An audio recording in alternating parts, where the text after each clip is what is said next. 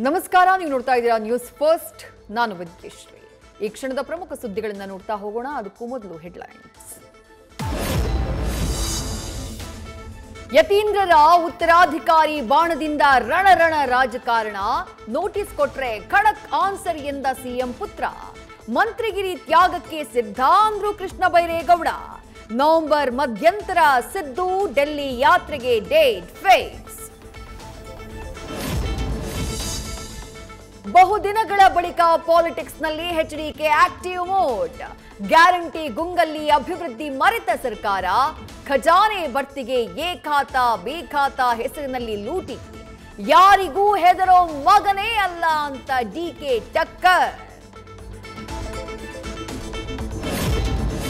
ಮುಳ್ಳುಹಂದಿ ಕತ್ತಲೆಯಲ್ಲಿ ಕಾಣಲ್ಲ, ಕಂಟ್ರೋಲ್ ತಪ್ಪಿದ ಸಿಂಹ. ತಂದೆ ತಾಯಿ ಬಗ್ಗೆ ತೀರಾ ಕೀಳು ಮಟ್ಟದಲ್ಲಿ ವಾಕ್ಸಮರ.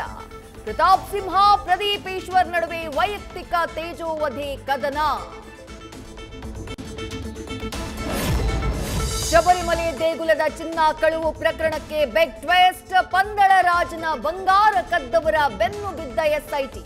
ಬೆಂಗಳೂರು ಬಳ್ಳಾರಿಗೆ ಲಿಂಕ್, ಜ್ಯುವೆಲ್ಲರಿ ಮೇಲೆ ರೇಡ್.